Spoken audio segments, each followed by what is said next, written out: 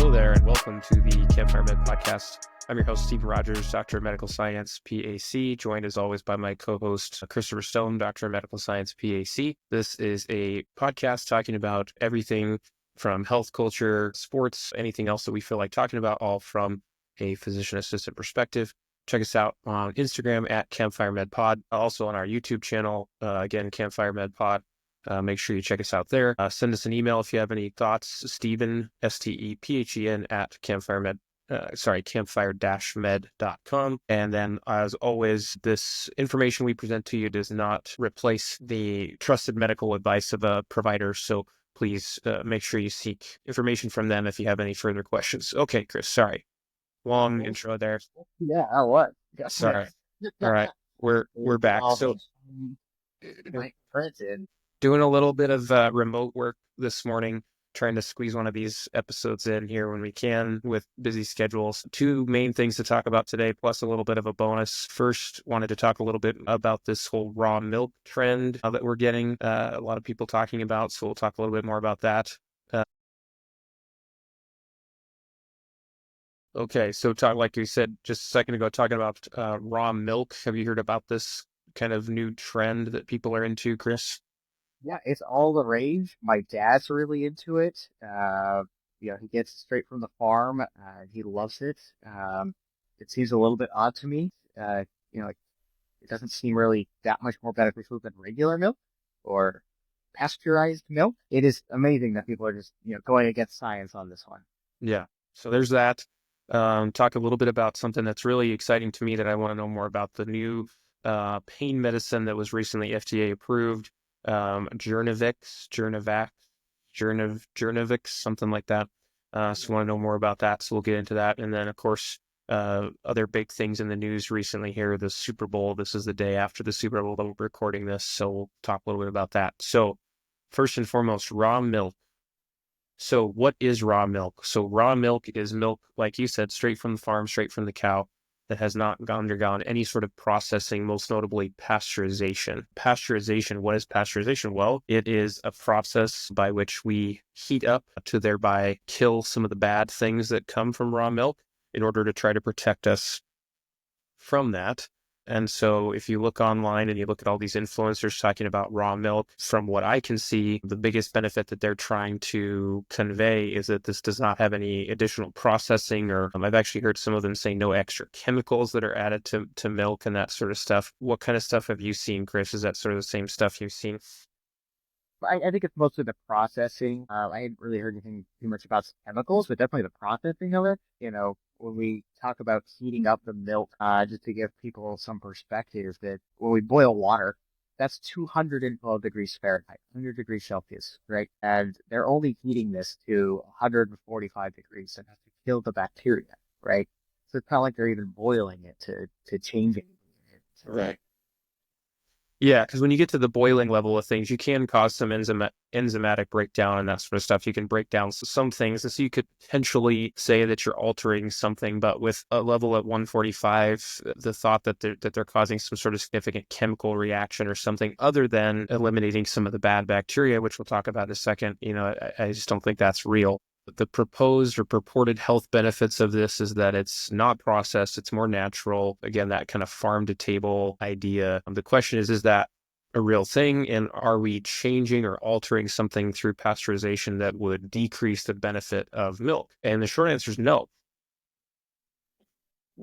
By pasteurizing milk, we are heating it up, we're getting rid of the bad stuff while not changing any of the good stuff. If you look at the FDA's website, they have a really nice kind of explanation of it, talking about the dangers of raw milk and kind of what pasteurization is.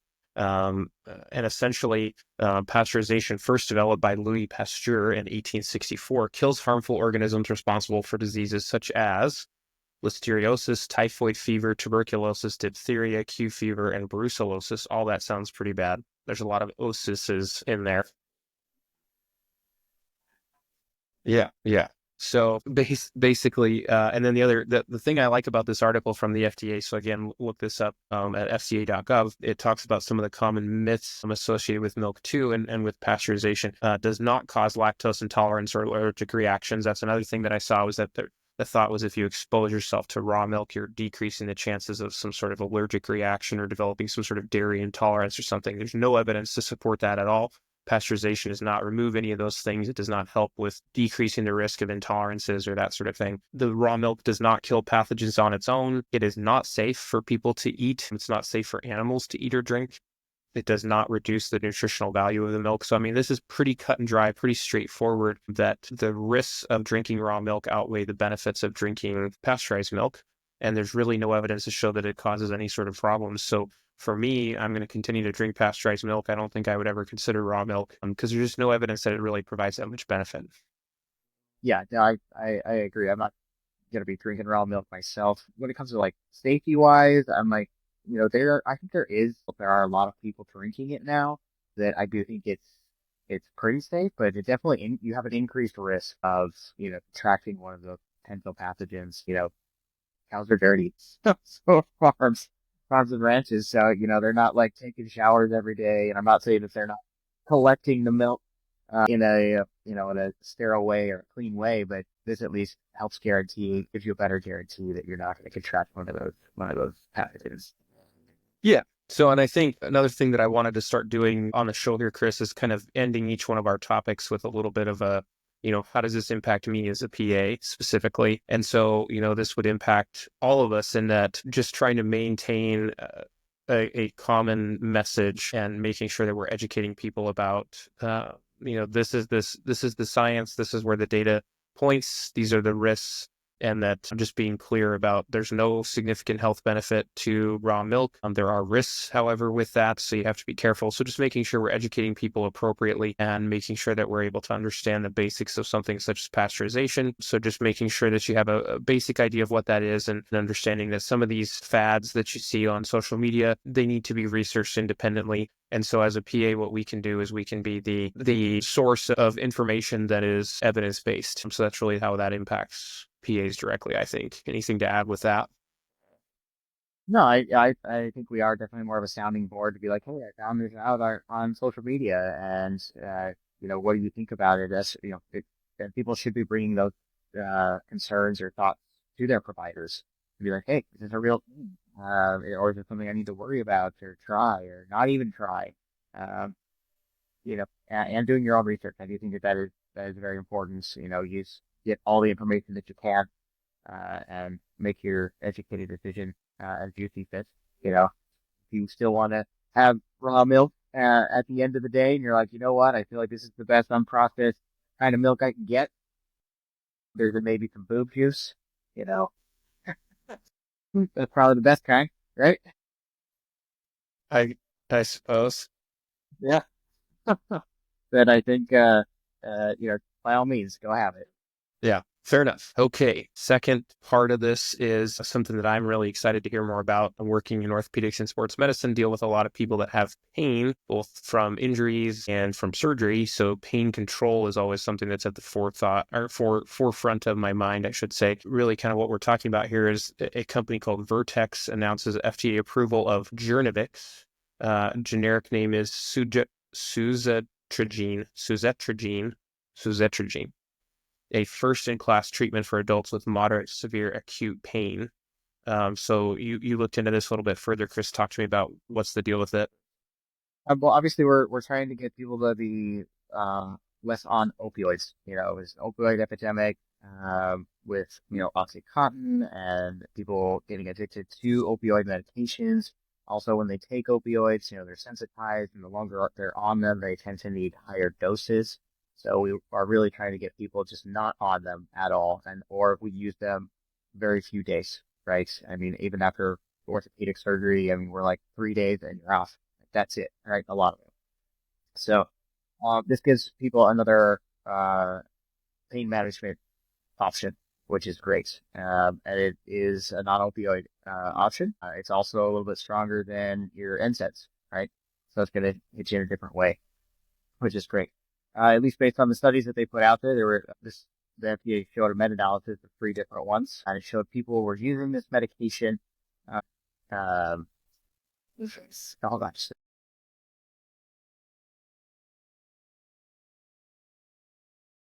the hazards of trying to squeeze one of these in while we're at work is that sometimes we get interrupted, but that's okay. Go ahead. You're talking about the FDA research.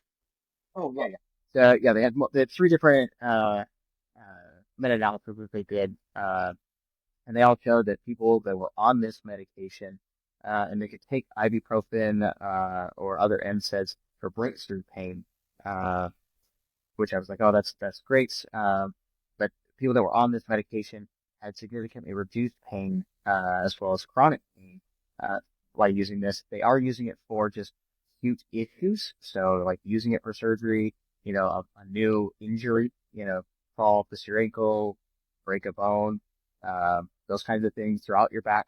They're probably going to use this as an option. It reduced the amount of days they were on medications as well. And then they were able to use like ibuprofen in addition to that. That I thought was a little bit questionable in the study, just to be like, well, how do you know if it's the new med that's working Yeah, or are those introducing another variable there. yeah, so I wasn't really excited about that, but I was at least excited that they would, it did reduce their pain levels on the medication. Um, and they were just taking less medication, which always is better. Yeah, specifically not fewer opioid based medications. We all know the concerns about opiates, addiction potential. The more you take, the more you need, tolerance development, that sort of thing, side effects, nausea, vomiting, dizziness, etc. So I mean, I think it's super promising. It's one of those where you don't want to buy too far into it because it almost sounds too good to be true. Because to be clear, this is a non-opioid first in class. So this is a whole new type of medicine. It works in different ways than anything else currently on the market that's FDA approved. From what I'm reading here, it's essentially blocking pain signals in the periphery. So it does not cross the blood-brain barrier, which is what causes a lot of those side effects that we know from opiates: nausea, vomiting, dizziness, hallucinations, somnolence, etc. So working in the periphery to block pain, that's ideal. Does not have the same addictive potentials as well. I'm looking here. Wholesale acquisition cost is $15.50 per 50 milligram pill. From what I was reading, the standard kind of starting point is 100 milligrams twice a day for moderate to severe acute pain. So you're looking at $30 per dose at wholesale price. So probably, more like 40 or $50 per dose. So a bit cost prohibitive to start. I'll be interested to see which insurance companies hop on and cover it and which ones don't, but pretty promising. Yeah. Yeah, definitely. I'm excited to see how it turns out. I do like to give new meds a few years just to make sure there aren't any downstream side effects. Uh, even though they did pass the trials and we're able to use it now, that's great. But when it's in the general public, we tend to learn a lot more. So I'll Yeah. definitely be holding off a little bit myself just to see how things really turn out and what we continue to learn about it. But I do think it has a promising potential for pain control and pain management. Yeah. So I think the takeaway from this, again, how does this impact us as PAs? Number one is research the medication. So I've looked on UpToDate, and they have a good resource on it. The drug company itself, I couldn't find a ton of real great information other than that press release that I was just quoting. And so I'm a little surprised by that. I'd like to see a little bit of some education maybe from the company so that we have a little more information, like a prescriber handout or something.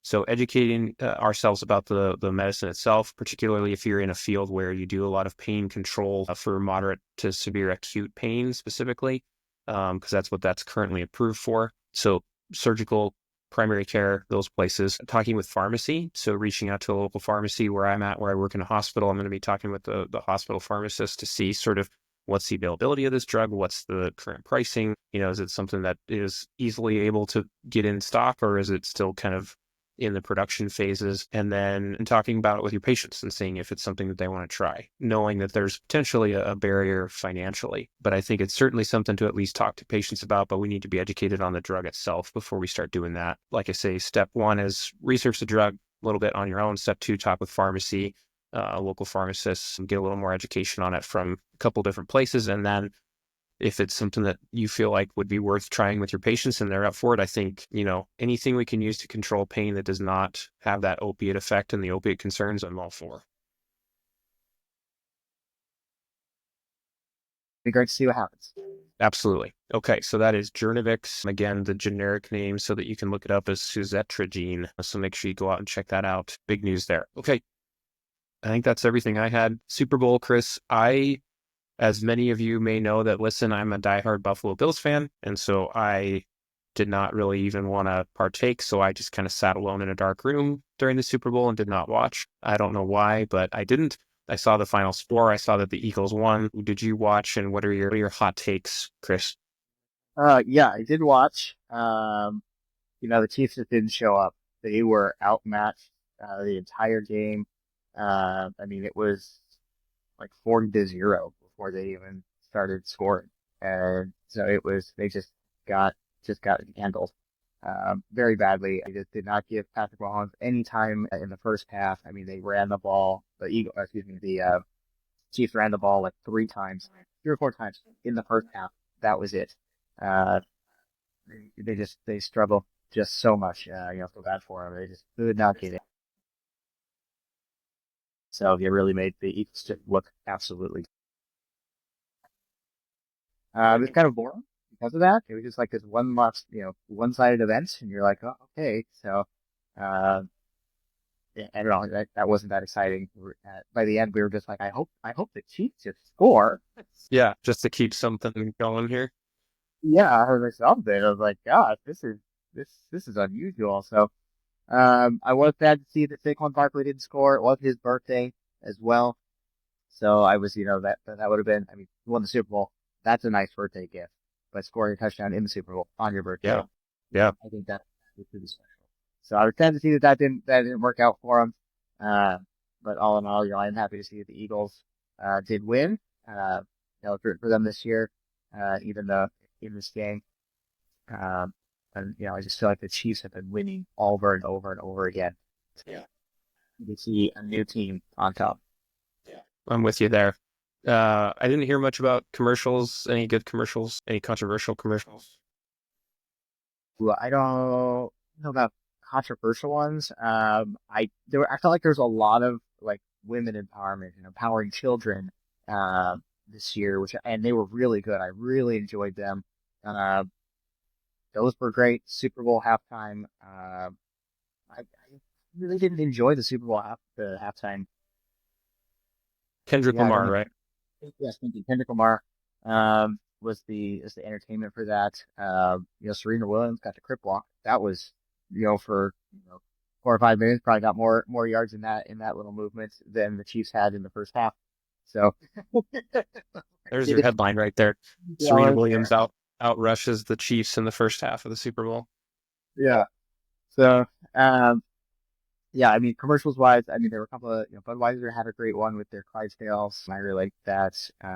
Even Michelob Ultra I thought had a great one as well. So beer Hmm. as well. And again, like the empowering movements of like Nice. don't empowering women to be in more sports. Let's empower our children, body positivity as well. I learned from that commercial that is true that 1 in 2 women and children or adolescents will stop playing sports because of the poor body positivity that they get or feedback that they get from being in those sports. So, Yeah. uh, yeah, I was like, damn, that's 50%. Like they're just not going to play that sport anymore because of, aging or just being told about their poor body image. So, Well, that's interesting and kind of a downer because there's good evidence that shows physical activity and participation in group things like that tends to help with body positivity and multiple mental health things. So to hear that they're dropping out because of that is a concern. So that is something sounds like that needs to be addressed then.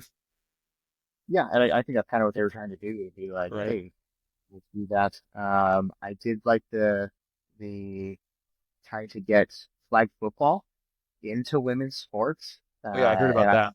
Like a I, varsity you sport. know, yeah, to make it a varsity sport. And at first I was a little standoffish because I'm like, it's kind of a kids thing.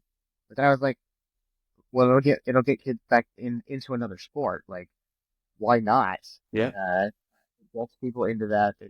Getting them out in activity. It creates that team environment, which is a whole nother support group as well. So I was like, yeah, why not? But yeah, my first initial thoughts were like, kind of childish, you know. I mean, like we played that when we were very young, 5, 6th grade. When you can't go play padded football, but yeah, I think it would be a great thing if there was a varsity sport of flag football. That commercial was phenomenal. There you It's go. like let's do it afterwards. Nice. Okay. So yeah, I thought they had some good ones. Very good. All right. Well, last few housekeeping things here. Make sure you. Oh, go ahead. Go ahead. Before I forget, there was a commercial for the University of Wyoming and Josh Yeah. Allen. Yeah. Go Pokes. So yeah, I did not see that coming. I was very excited to see that pop up.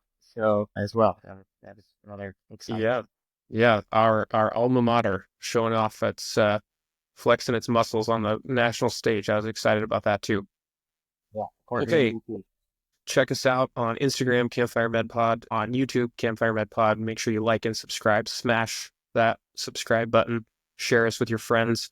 We're getting more and more subscribers on the podcast, so please keep that coming. Comments or direct messages on Instagram. We try to answer any and all of those. Working on getting some swag bags put together to send out some freebies to our followers. So make sure you like and subscribe. Planning in the coming weeks to have a drawing for all of our subscribers to send out a Yeti mug as well as a t-shirt and some stickers. So please make sure you like and subscribe, and we'll give you more information about that coming up. Otherwise, make sure you check us out, like I said, on YouTube as well. And if there's anything else, please shoot us a direct message or an email. Otherwise, let's go ahead and end it, Chris, with let's go get them.